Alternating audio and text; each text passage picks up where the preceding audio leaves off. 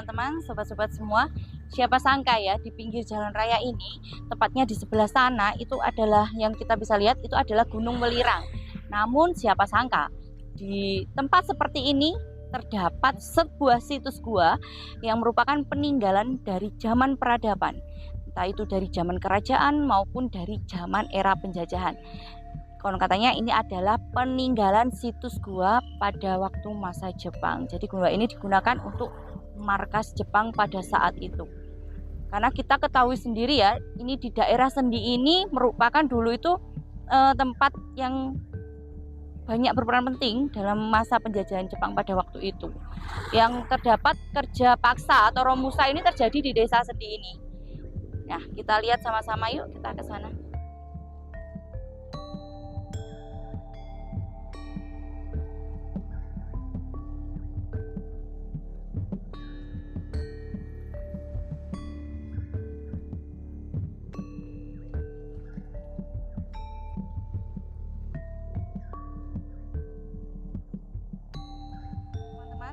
Bagian depan kita bisa lihat ya, terdapat kala. Kala ini menyimbolkan bahwa tempat ini religius dan disakralkan. Biasanya kita temukan pada bangunan-bangunan candi khususnya di Jawa Timur ini dan di banyak berbagai daerah lainnya. Terdapat kala yang menunjukkan bahwa bangunan ini disakralkan. Ayo kita langsung masuk, kita lihat ada apa di dalam. Assalamualaikum.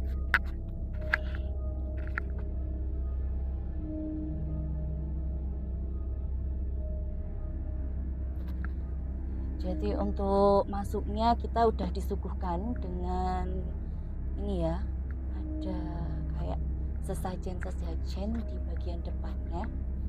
Untuk masuk guanya ini kita harus merunduk. Untuk merunduk seperti ini kalau orang Jawa bilang sih ini ya adat Jawa sopan. Nah, seperti ini. Jadi untuk di bagian depannya ini terdapat seperti tempat untuk beribadah atau mungkin untuk meditasi dan untuk berdoa. Nah, dalam Jawa banyak sekali kita temui tradisi seperti ini. Ini ada dupa, ada bunga dan ada sesajen. Ini ada huruf aksara Jawa. Tapi mohon maaf saya tidak bisa membacanya. Kita klik. Nah, di sini ada batu bata ini ya. Apa ya? Hasil dari alam ini.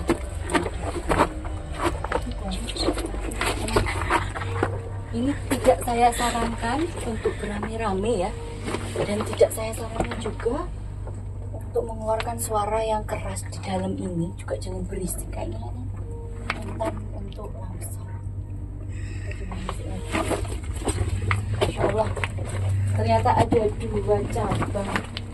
Nah ini saya ke sebelah mana? Kita coba aja ya. Ini demi teman-teman kita coba satu persatu ya. Bismillah, semoga kita nggak nyasar. Kita coba sebelah sini dulu teman-teman. Bisa dilewati nggak ya?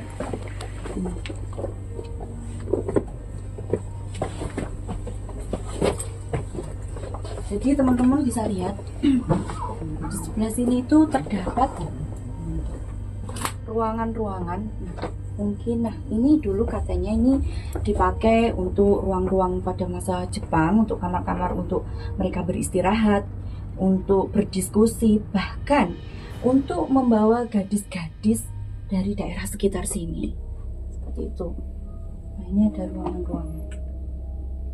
Dan kemungkinan ada banyak ruangan lagi ya di dalam ya, kalau memang ini tuh gua dulunya tempat markasnya penjajah Jepang pada masa itu. Nah, semakin masuk kita bisa lihat semakin besar. Kita bisa berdiri tersebut masuk. Dan di sini saya melihat ada beberapa kelelawar.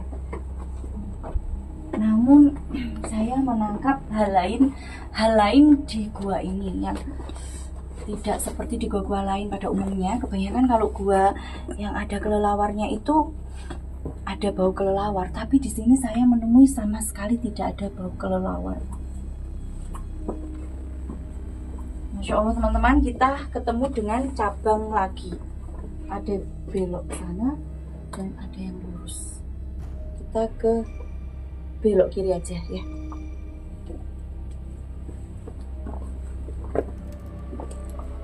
Aduh, teman-teman bisa lihat. Tak kenapa ya, bulu kuduk saya merinding nih semakin masuk ke dalam. Dan di sini tuh harusnya enggak panas, tapi yang saya rasakan di sini dingin. Ya, teman-teman bisa lihat nih. Ini kamera bisa di shoot nih. Ini mulai terlihat kelelawar ya. Dan lihat batuannya ini mengkilap seperti emas. Nah, jadi sedikit cerita ya. Dari info Pak Jadis selaku juru kunci, jadi dulunya di sini itu memang pernah dilakukan oleh seorang ilmuwan, yaitu mengambil sampel beberapa batu dari sini untuk dibawa ke luar negeri sana, karena memang ilmuwannya itu orang luar negeri, dan ternyata itu memang ada kandungan emasnya. Seperti itu. Kita maju aja. Semakin kesini semakin besar. Benar-benar markas yang besar. Ini markas-markas Jepang. Jadi Jepang dulu nyaman mungkin ya berada di sini. Apalagi nih batu-batunya, ini benar-benar kekayaan Indonesia. Kita belok ke kiri lagi ya. Ya Allah, semoga kita nggak tersesat ya. Ya Allah, ini seperti labirin ya lama-lama.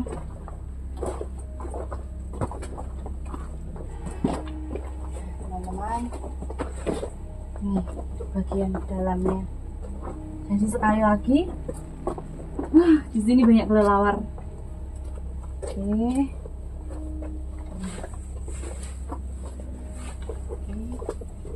kelelawar.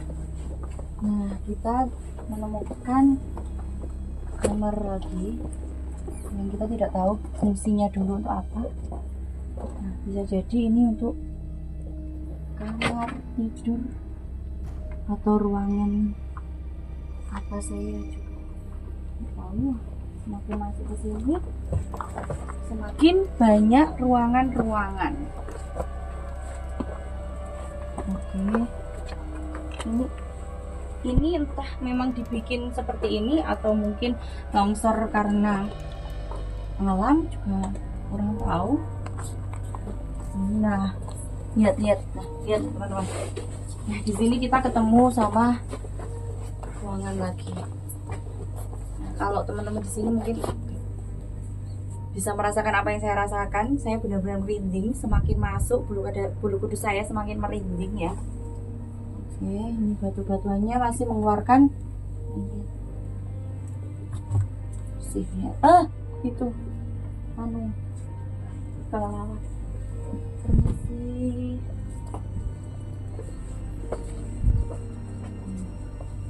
Wow. Masih. Ya Allah, Gusti. Ya Allah. Luprek. Nah, ini dia. Ini juga ruangannya. Ini ruangannya cukup besar dibandingkan tadi ya. Nanti kita agak cepat ya, karena kelelawar-kelelawar ini mulai tidak nyaman dengan kedatangan saya. Lihat. Itu ruangan lagi. Nah, jadi di atas gua ada gua lagi, teman-teman bisa lihat sebelah sana. Masya Allah. Ya, kita ini sepertinya ujungnya. Mungkin sampai saat ini tempat ini masih digunakan untuk tertentu, untuk bermediasi, karena memang tempat ini disakralkan oleh masyarakat setempat. Di sini juga ada ruangan lagi.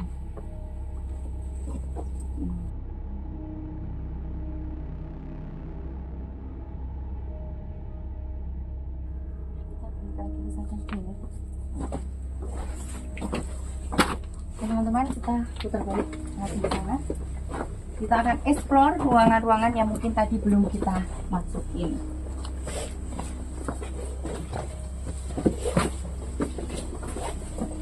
Ini tadi sudah kita lewatin. Memang benar, di sini seperti sebuah labirin, seperti sebuah rumah.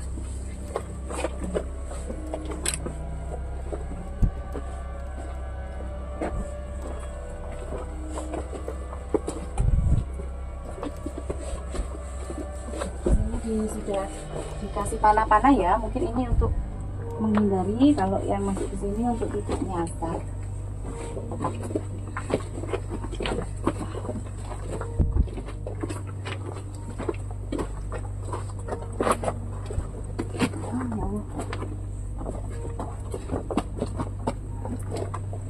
Loh, di sini ada dua jalan. Ya, ini ada dua jalan. Ini ke bawah ya. Jadi kalau tadi di atas gua ada gua, di sini di bawah gua ada gua ini. Nah, sebelah sini juga ada jalan. Itu lihat di depan itu batu itu memang kayak terlihat kalau dari jauh kayak emas. Cuman kita explore maju dulu ya.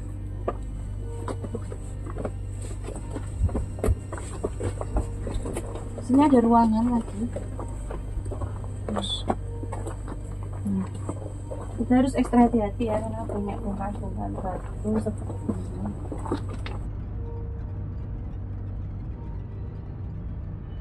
Ini air Amerika, air keabadian.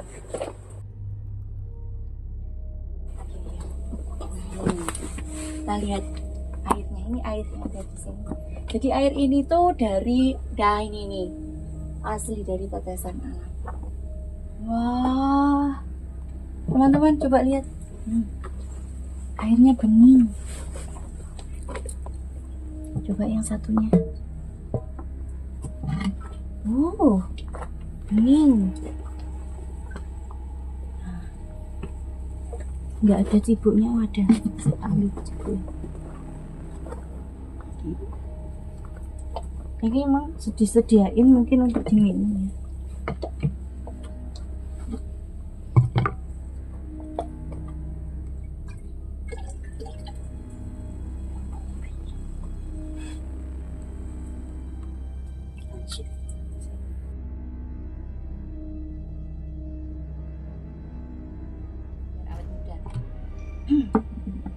Oke.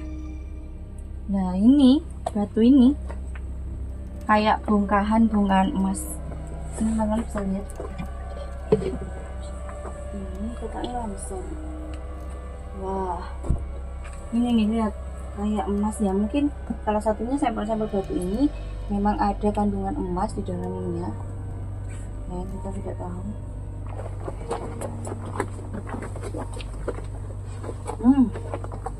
Wah, memang Jawa Timur ini kaya kan situs-situs sejarah ya, dan peninggalannya ini benar-benar bukti nyata. Oh iya, saya paham. Jadi ini adalah ruang yang tadi kita lewatin tadi ya, yang saya bilang ada gua di atas gua ya. Nah, oke. Jadi kalaupun ada yang di bawah, ada gua di bawah gua, mungkin juga ada tembusannya. Jadi mungkin semuanya ada jalan tembusnya. Kita coba ke sana dulu. Saya di sini nggak merasa engap, saya nggak merasa engap sama sekali teman-teman. Di sini tuh dingin. Pengalaman saya kalau di gua-gua itu kan ada mungkin rasa engap ya, karena mungkin mulai menurunnya kadar oksigen dalam gua ya. Cuma kalau di sini tuh benar-benar dingin. Nah ini lorong bawah, jadi lorong ini nggak bisa dimasukin ya.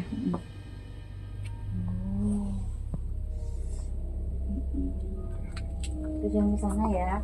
Nah ini batu yang saya bilang tadi, yang dari kejauhan seperti emas. Teman-teman bisa lihat ya, batu ini kalau dari kejauhan nih.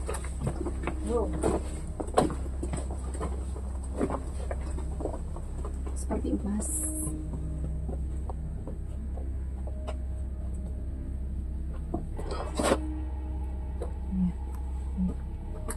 ada apa-apa itu sangat berapa. Dan lihat di depan itu. Wah, strukturnya. Kayaknya kita sampai di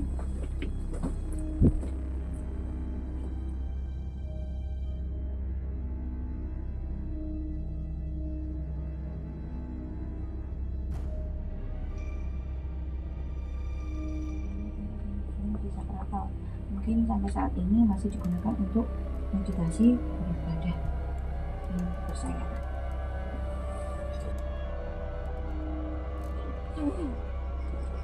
Saya pikir itu tadi jalan. Kita kesini kan. Saya hampir mau menabrak. Keluar kita. Saya pikir itu tadi jalan. Keluar. Lurus. Kita lurus ya. Nah, kenapa tempat ini masih disakralkan dan digunakan untuk mungkin kepercayaan dan meditasi tertentu, itu adalah salah satunya untuk tetap menjaga kelestarian dari tempat ini sendiri ya. Dan tadi baru kita masuk, kenapa kok digembok? Karena itu untuk menghindari hal-hal yang tidak diinginkan, jadi agar tidak sembarang orang bisa masuk ke dalam sini. Dari tempat pintu yang tadi ya, di depan. Ini baru, kalau ini tadi. Kita sudah menemukan cahaya di depan. Kita sudah selesai. Nah, kita merunduk lagi ya. Ini juga sebagai bukti penghormatan kepada tempat ini ya. Wong Jawa iki kudu merunduk. Itulah makanya banyak pintu-pintu candi itu dibuat bagian kalau masuknya itu merunduk seperti ini.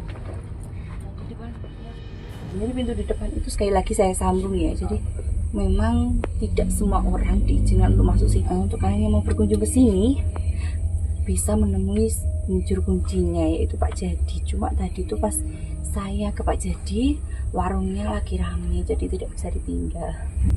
Jadi inilah bukti nyata sejarah peninggalan, bukti perjalanan jauh Indonesia sampai menuju kemerdekaannya pada saat ini. Kalau bukan kita, siapa lagi yang melestarikan sejarah? Negara yang besar adalah negara yang mau mencintai sejarah negara itu sendiri. Terima kasih.